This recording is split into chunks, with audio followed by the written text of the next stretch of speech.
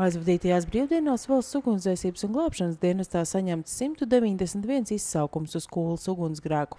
Arī šodien jau no paša rīta ugunsdzēsējiem bija jādodas dzēst degošo sauso zāli vairāk viet Vidzemes reģionā. Kocēnu pagasta Zilā kalnā Kūla degusi 2 hektāru platībā. Izsaukums tika saņemts arī uz Vaidavas pagastu. Man vienkārši atsūtījuši šajām palīgā. Burtiski pēc minūtes pieslēdzās pažarnieki, ugunsdzēsēji mūs tagad iekājās, ja, un laimīgi paguvām visu izdarīt. Te jau viss tā kā jau Pamat labi deg, jā. Nu, paši redzat, kādam, viss sauss un pietiek cigareti, ka nomet. Viss jau aizdegās. Tā kā es nezinu, kas pažarnieks izsauc, man izsauc pašvaldība, un kā strādnieki vietēji. Brīvdienās Vidzemes reģionā vislielākās platības izdegušas Gulbenes, Madonas un Limbažu pusē. Pēdējās diennakts laikā Vidzemes pusē ir deguši vairāki 100 000 kvadrātmetru.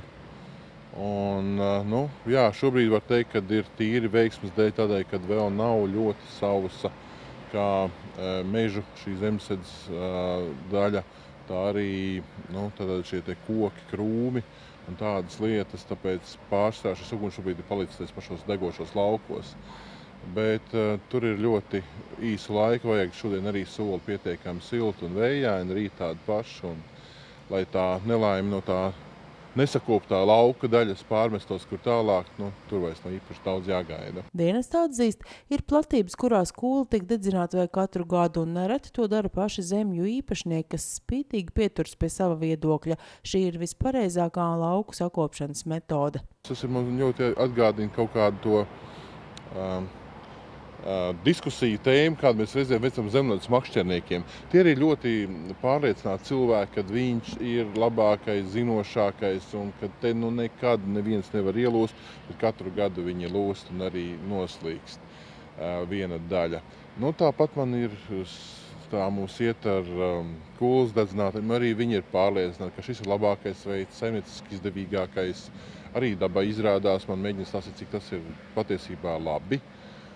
Un kad vispār nespēj par ko ir, kā sakot, reizēm žargonā cepiens. Un tā neizprotoši to visu. Un tad tāpat, un tad bieži arī šiem pašiem šiem gudrākajiem prātiem tad sanāk, kad kopā ar viņa nesakopto pļāvu aiziet arī šķūnis, māja vai pašam vai kaimiņam, elektrosadales līnijas cieš. Tāpat Kūlas ugunsgrēki rada zaudējumus pašam dienestam, jātērē lieli līdzekļi degvielai, jālabo automašīnas. Dažkārt izsaukumu uz Kūlas ugunsgrēkiem ir tik daudz, ka uz visiem momentā nav iespējams reaģēt. Ir vienlaicīgi pieteikti 11 ugunsgrēku šī degšanas vietas, mašīnas un cilvēki mums ir tik, cik viņi ir, un praktiski sanāk šī izsaukuma stāv un gaida rindā.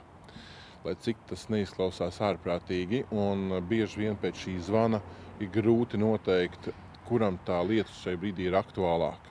Ir bijušas situācijas, kad klausulēs skan ļoti skaļas balsis un ļoti satrauktas un liekas, tūlīt, gandrīz pasaules gals klāt, bet, aizbraucot secinām, kad ir daudz braši, puiši apkārt, un arī dāmas, un tas degošā platība ir tiešām minimāla.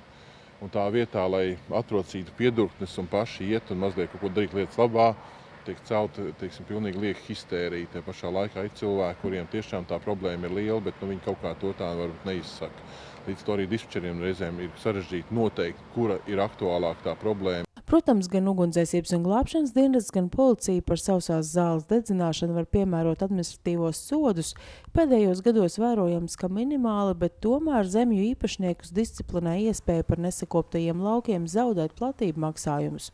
Tomēr Vidzemes reģiona brigādes komandieris vērtē, ne jau bailēm no soda vajadzētu būt īstajam iemeslam Kūlu nededzināt. Tad diezgan primitīvi ir, kad tev parāda dūri, tad tikai tad, kad nāk tas saprāts. Man liekas, ka tas taču ir tik elementāri un saprotami. Un, ja tu esi šī zemes saimnieks, tad esi zemes saimnieks ne tikai uz papīra un plātoties par savu īpašumu, bet arī galā viņu sakārtojot. Ja rudenī normāli šī zāle ir nopļauta, tad pavasarī tur nav kam degt elementāri.